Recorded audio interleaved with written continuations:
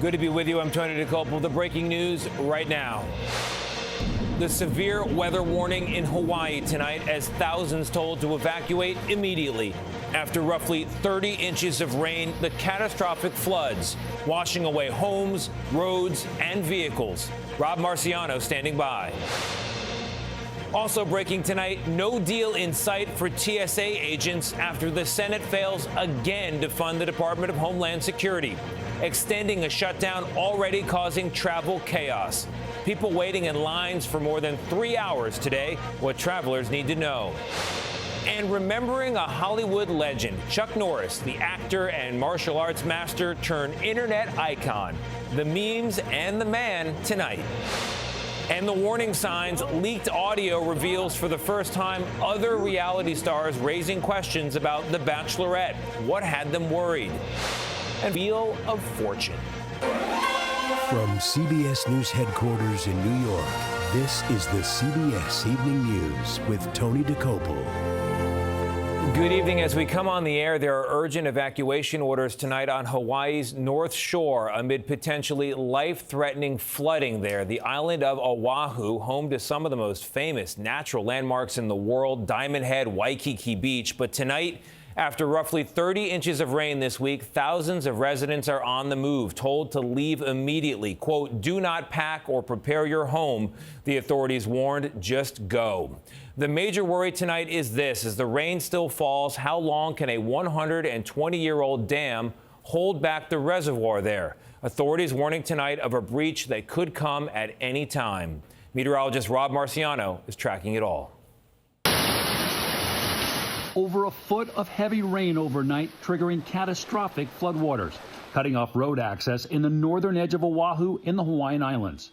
Today, city officials issued an evacuation order impacting more than 4,000 residents, all told to seek higher ground as rising reservoir waters threatened a dam failure. Do not wait. Do not hesitate. Evacuate now, because the dam has not failed at this point, but it is at imminent risk to do so. The fast rising floodwaters have led to multiple rescues. Members of the National Guard have been called in to help with evacuations, some residents escaping on their own, while others are trapped. There was a group of 70 people that were surrounded by water up at a campsite up on the North Shore. I was told they are safe right now, but they were having difficulty getting out because there was so much water around them. The intense flooding comes after some areas were hit with up to 30 inches of rain in recent days.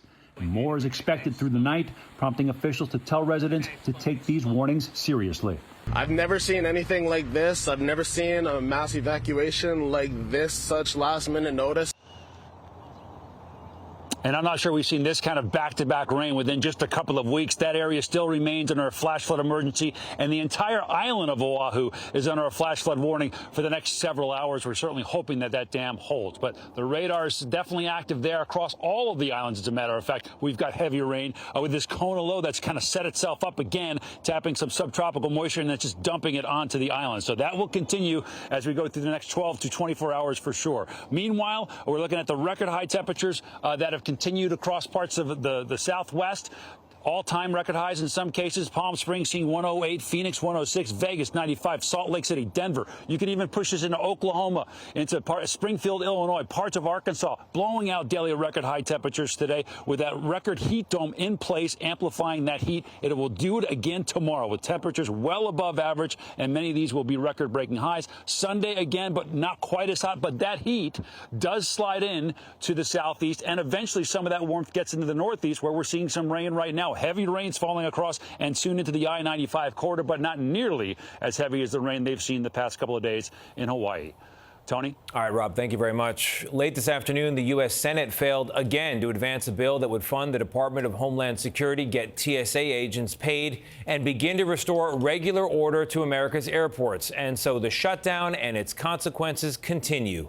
More than 20% of TSA workers called out yesterday at half a dozen major airports, leaving passengers in several cities waiting more than 45 minutes to reach security checkpoints. In Houston, the line stretched over 2 hours yesterday and more than 3 hours at one point today. CBS News correspondent Skylar Henry is in busy Atlanta. Skylar, good evening. What do you see? Hey, Tony, good evening to you. We are here in the atrium here at the airport, and believe it or not, these long lines are an improvement from what we saw earlier today. Getting through the main checkpoint will take about an hour and a half as frustrated TSA officers worry they'll miss their next full paycheck. This spring break, the biggest lines aren't at theme parks, they're at the airport. From a 3-hour wait in Houston, We're praying for a miracle. to 2 in Atlanta. You're used to the airport being busy, but not this busy? Busy, but definitely not this busy. No way. I've never seen it this busy before. Lines are growing and more checkpoints are closing nationwide as the 50,000 TSA officers continue to work without pay. Coming into TSA is not, you're coming in at $40,000 a year. George Borick is a TSA officer in Atlanta who says he and his colleagues are hurting. Someone else dictating, whether you have food on your table or not. It's so frustrating for the officers because we have good officers here. They want to work. More than 30% called out in Houston and Atlanta on Thursday. And for the 6th day in a row, more than 9% of transportation security officers called out nationwide. All this while another vote to fund the Department of Homeland Security failed in the Senate today. My colleague Caitlin Huey-Burns on Capitol Hill. How long can this possibly last? I mean, it is getting... I agree. I think it's got to come to an end. We're making progress. We had some good discussions with members on the other side of the aisle.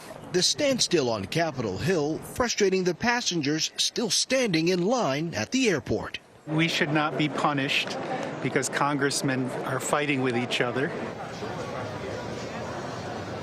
And the headaches will likely continue into the weekend. In addition to that spring break wave, TSA officers that we have spoken with say that they are concerned about what happens here on Sunday, expecting a significant logjam because they say that it's the busiest travel day in the week. Tony?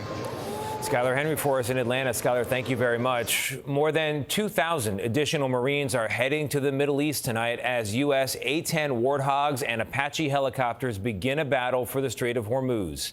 Senior national correspondent Charlie Daggett has new developments from Tel Aviv tonight. Good evening, Charlie.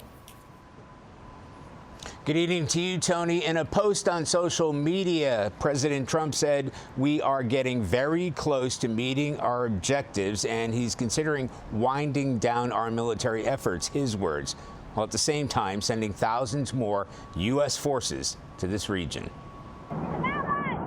Sources tell CBS News that the USS Boxer amphibious ship with 2,200 Marines from the 11th Marine Expeditionary Unit on board have already embarked from California, joining the USS Tripoli with another 2,200 Marines streaming to the Middle East from the South Pacific.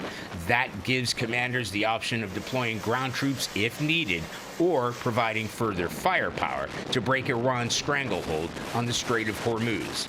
And despite weeks of bombardment from U.S. and Israeli forces, including targeted strikes on the country's paramilitary groups, Iranian missiles and cluster bombs rained down across Israel today. From a random highway in central Israel to a roundabout in the north, to a missile strike in the ancient Old City section of Jerusalem. Emergency workers surveying the crater left behind. For the second day in a row, Iranian drones struck Kuwait's main oil refinery. Part of a wave of strikes on energy infrastructure that have also hit gas plants and export terminals across Gulf states. Retaliation for Israel's attack on Iran's South Pars gas field on Wednesday.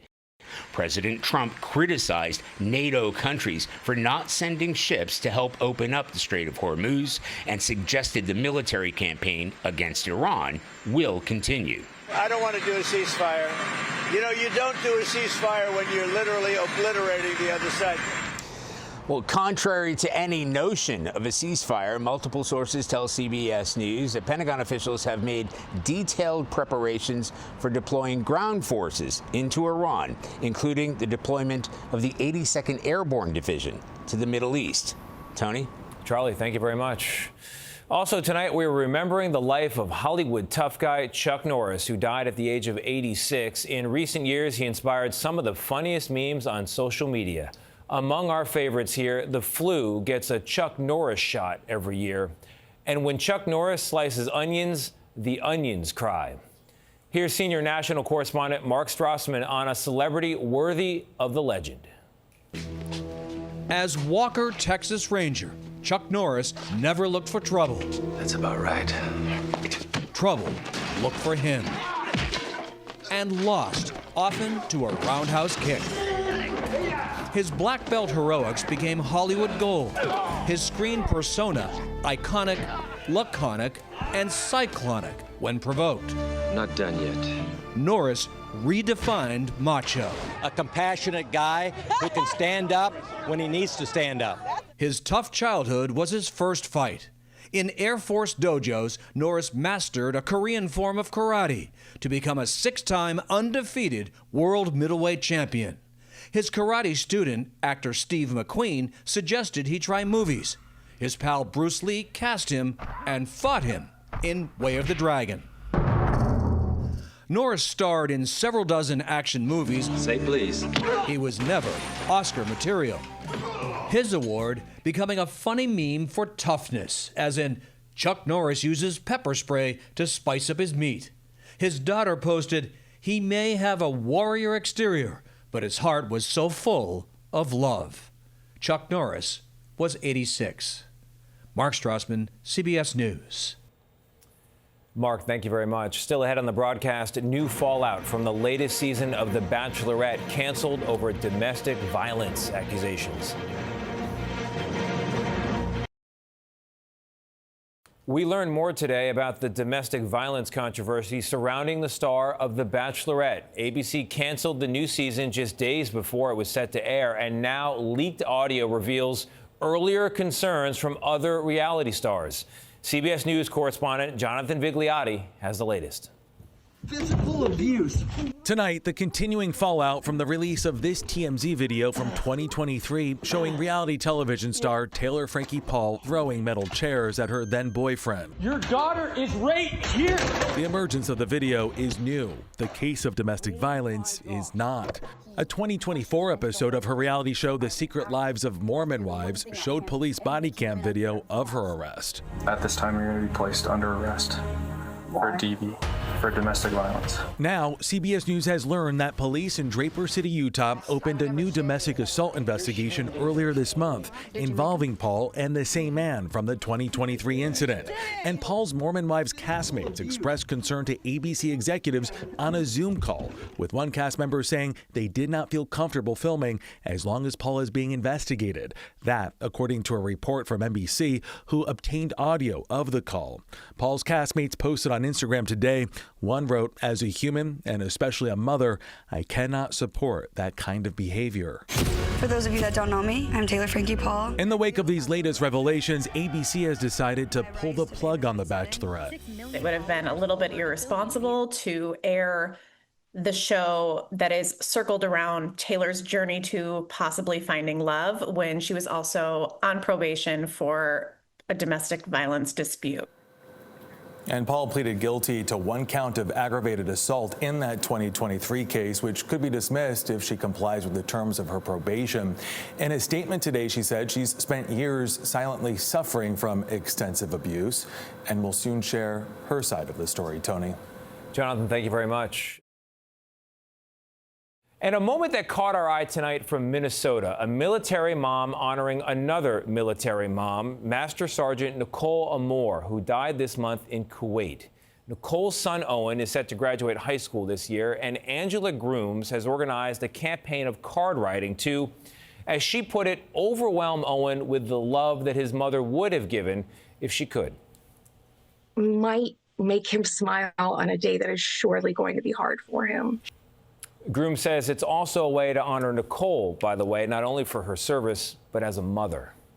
Up next, Steve Hartman on the road. Stay with us.